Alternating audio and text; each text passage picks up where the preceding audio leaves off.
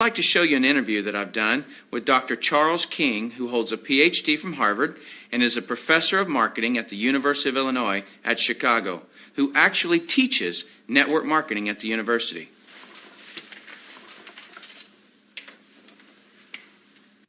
Dr. King, we're delighted to have you here.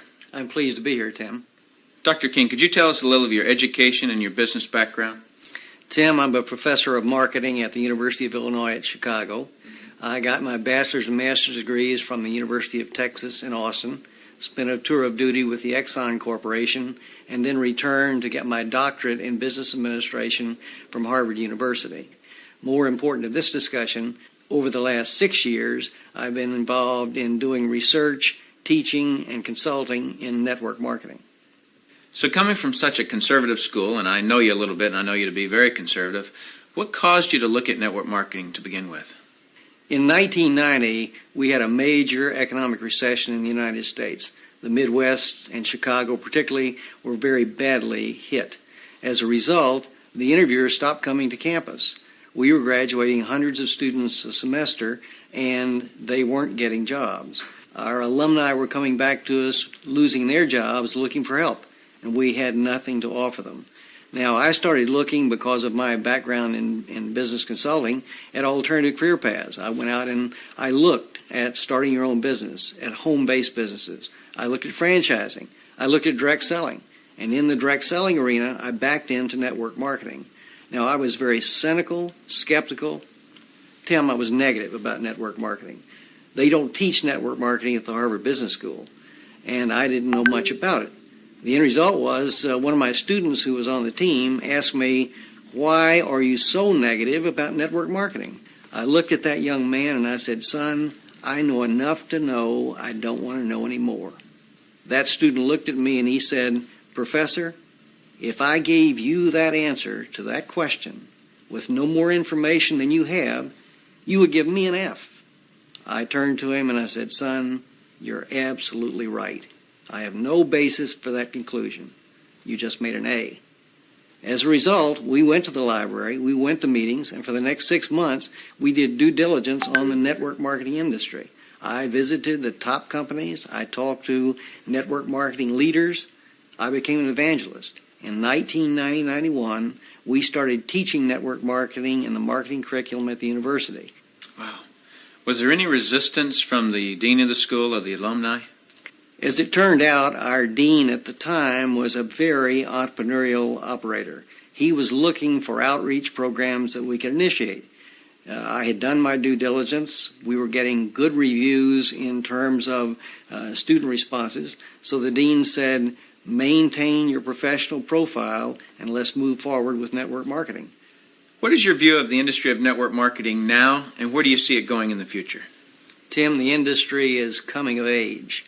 Today, we have computer and management information systems, which makes it possible for a network marketing company to organize a sales force so effectively that we can make a sale in Korea in Korean won, instantaneously convert that Korean won sale into U.S. dollar sale, post that to a distributor's commission account in the United States, and pay that distributor in a week.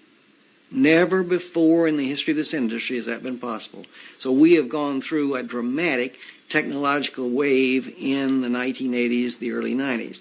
I argue now we're moving into the wave of professionalism, and I emphasize professionalism at several levels.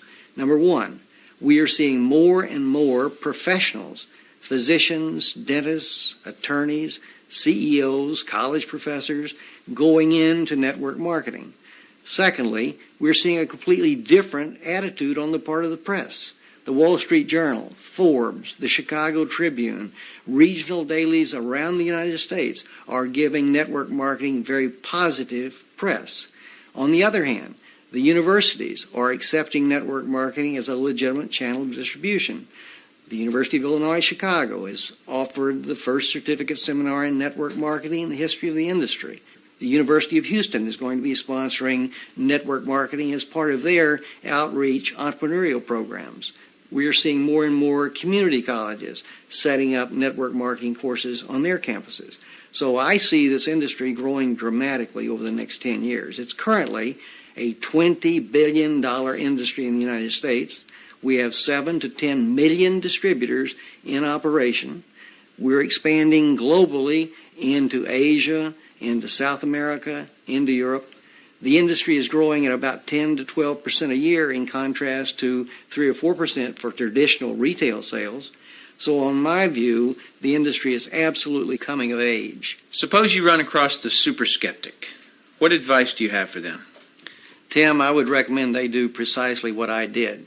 I was a super skeptic. I did my due diligence, I investigated the industry, and I drew my own conclusions. I would suggest to anyone seriously looking at network marketing that they might read a couple of key references, that they might read 2 specific references. First, I would recommend that they read Wave 3 by Richard Poe. Richard Poe puts the industry in perspective in a very readable, enjoyable way. The second book I would suggest the skeptic read is one published in 1998 by Mark and Renee Reed Yarnell entitled Your First Year in Network Marketing. I strongly recommend that you do your due diligence and then begin to define precisely what role you want to play in the network marketing industry. Set realistic expectations. If there is a single cause for failure in this industry, it's the get-rich-quick syndrome, thinking that you can come into the industry and make enormous sums of money with no work. I argue, by contrast, that if you set realistic expectations, you develop a plan of action to guide your business development, you can be successful. If someone were to come to your course, whether it's in Houston or whether it's in Chicago, what would they learn? Tim, what we've tried to do in that program is apply the basic skills of entrepreneurial management specifically to managing a network marketing distributor organization. We start by developing a business plan for a network marketing distributor. The second module, after building on the business plan, is to talk about how you implement the plan. How do you build a downline organization? The third module talks about managing your business. From the idea of managing your organization as you start building 10, 20, 30, 50, several thousand people in your group, on into managing your business as a financial profit machine. Tim, as you can tell, I believe in this industry. For a small financial investment and a commitment in sweat equity, hard work, and dedication, anyone can be successful in network marketing. And that's coming from a Harvard Business School graduate who was a true skeptic. But through due diligence, he learned the truth.